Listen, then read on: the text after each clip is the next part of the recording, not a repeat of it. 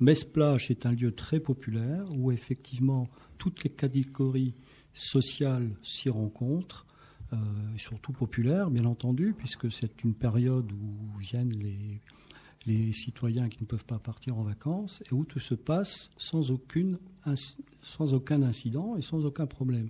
C'est tout simplement ça. Je crois que le message qui est à passer aussi à travers l'animation culturelle, le développement culturel, comme j'aime à dire, c'est aussi un message de cohabitation, de villes apaisées et de villes qui se rencontrent. De sérénité. Vous aviez réagi à l'époque contre les on voit bien qu'il y a des milliers de touristes qui se promènent dans nos rues, dans nos belles rues. Et je n'ai pas entendu cet hiver ni un pickpocket avoir piqué un sac, ni un touriste se faire agresser. Je suis désolé. Ça, c'est une réalité. Je veux dire, je ne suis pas là dans l'incantation. Donc, je suis là dans la réalité des choses, de ce qu'ont vécu des dizaines de milliers de Messins cet été, avec plus de 20 000 personnes à Metz en fête sur les différentes manifestations, des milliers de touristes en ville, des fêtes de la Mirabelle entre la soirée concert, le corso, près de 100 000 personnes sans aucun incident, qu'on ne vienne pas me dire qu'on ne se promène pas en sécurité. Alors, c'est un thème peut-être qui... Je vais dire juste un mot là-dessus. Je veux dire, il y a des problèmes d'insécurité. Personne n'est naïf là-dessus, je veux dire. On a 144 policiers municipaux qui interviennent en permanence. Alors, on ne va pas rentrer dans les chiffres. Il y a effectivement des moments de tension en sortie des boîtes de nuit. Ça, c'est une réalité. Mais qu'on ne me dise pas qu'on agresse dans les rues de Metz. Dans la journée, c'est pas vrai. Jean-Pierre Jagère. Oui, vous avez parlé à l'instant de la Mirabelle en parlant de fête populaire. Vous êtes content de la Mirabelle de cette année ? Écoutez, je suis content aux Messins de me le dire. Moi, je pense que ça a eu un certain succès, un succès même populaire, important. La fête de la Mire est une fête populaire.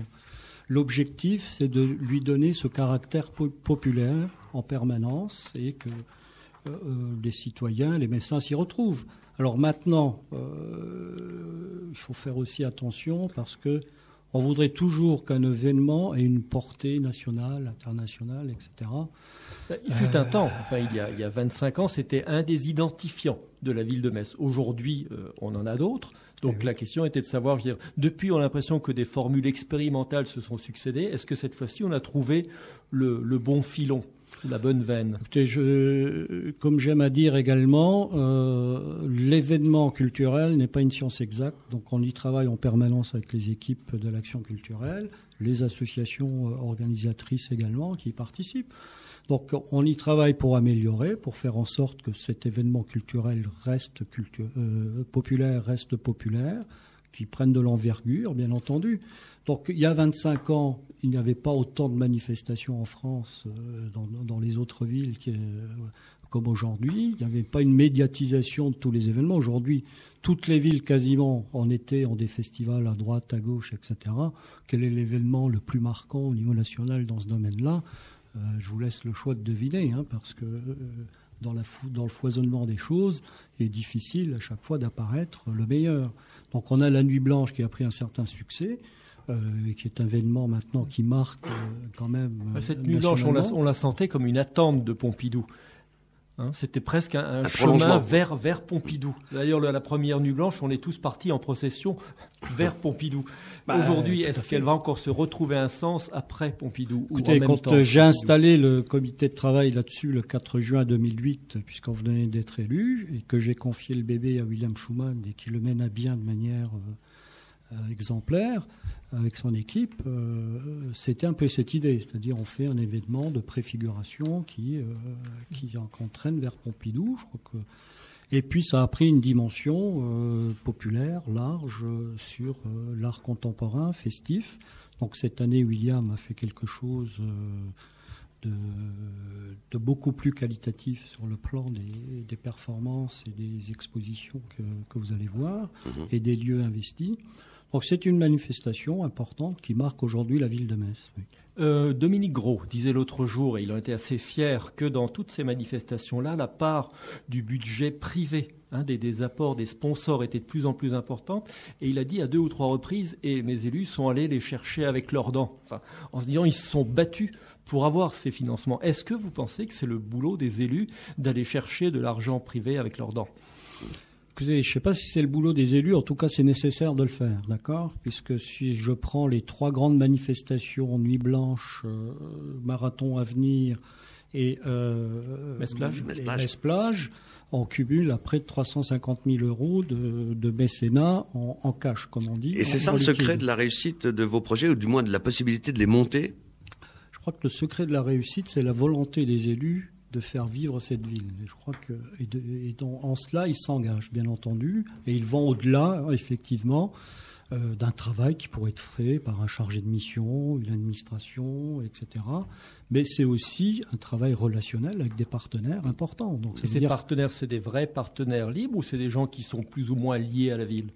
Écoutez, GDF, Suez, Orange, Mercedes, Smart, je vois pas en quoi ils sont liés à la ville. Hein, je veux pas. Même si on a l'habitude de citer l'UEM, parce que ça va mieux en le disant.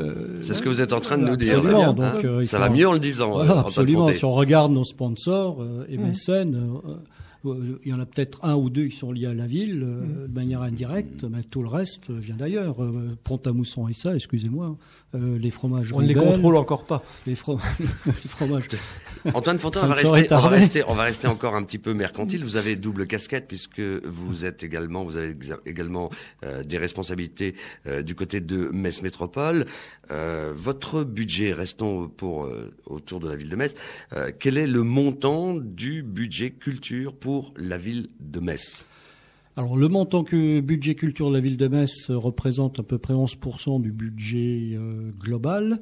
Dans ces 11%, il y a aussi tout ce qui est l'investissement, puisque le pôle culture regroupe également tout ce qui est patrimoine historique et classé, donc tout l'entretien des bâtiments, etc. Les bibliothèques, médiathèques, où il y a à peu près 100 personnes, donc il y a une masse salariale importante, et tout ce qui est action et développement culturel. On est à 3 jours de la journée du patrimoine, enfin à quelques jours de la journée du patrimoine. Dans le programme de cette année, dans ce que la ville de Metz propose, aux visiteurs et à ses habitants, quelle est la chose à découvrir, quelle est la nouveauté ou l'exception ? Et l'espace à ne pas rater, surtout. Écoutez, il y a déjà une initiative intéressante, c'est les 13 montées sur la tour de la Mutte avec l'échafaudage. Donc attention, c'est limité, c'est 13 montées, 8 personnes à chaque fois. Comment on fait ? Il faut s'y inscrire, il faut téléphoner au service patrimoine de l'action culturelle du pôle culture et on s'y inscrit. Donc ça c'est à faire bien entendu. Il y a d'autres lieux. C'est quelque chose qui pourrait durer ensuite parce que le chantier sera long. Écoutez, un chantier, c'est difficile à mener. C'est un lieu très délicat. Je ne suis pas persuadé qu'on puisse le faire de manière permanente. Il faut faire très attention. C'est une vraie occasion de vivre quelque chose d'exceptionnel. Oui, mais il faut travailler en même temps et mener à bien la fin de ce chantier. Pour la journée du patrimoine. Pour la journée du travail. Oui. Alors, juste un mot avant de marquer une toute petite pause. À l'occasion de la conférence de presse présentant ces journées du patrimoine, vous avez évoqué l'envie de l'équipe municipale de réinvestir la porte des Allemands. Et bien entendu, oui, on l'a évoqué. C'est pas quelque chose de nouveau. Je crois que 3 millions d'euros, avez-vous dit ? Alors, oui, 3 millions d'euros. L'étude de programmation a été faite par Monsieur Bottineau, l'architecte des Bâtiments de France. C'est pas quelque chose que nous inventons. Je crois que c'est une vieille idée qui courait depuis longtemps. C'est une grande envie exprimée de façon différente. Écoutez, nous, on passe à l'acte et on va le faire en 2 tranches. Qu'est-ce qu'on va y trouver ? En 2 tranches fonctionnelles 2011-2012. Pour l'instant, donc, c'est de réhabiliter la totalité, donc avoir accès aux salles basses, bien entendu, ce qu'on fait de temps en temps aujourd'hui. Une possibilité d'ouvrir au public, c'est ça ? Voilà, c'est la possibilité d'accéder par les tourelles et de pouvoir utiliser la terrasse qui est magnifique au-dessus. C'est la possibilité aussi d'avoir vers l'arrière, vers le Jardin des Amours, un espace, terrasse, etc. Et donc, d'une part, faire visiter. Deuxièmement, d'y faire un certain nombre d'activités culturelles, puisque c'est un lieu aussi de culture. Et puis, on va réfléchir au mode de gestion, parce que c'est important. Ça c'est important, puisque vous donc, avez quand même prévoyants, et le coût de fonctionnement, il faut les envisager. Et de nouveau, vous allez rentrer dans ce principe de partenariat public-privé. Écoutez, c'est pas un terme qui nous fait peur. Très bien. Après que nous soyons socialistes. Antoine Fantin, on marque une petite pause. Politiquement vôtre. sur Jéricho.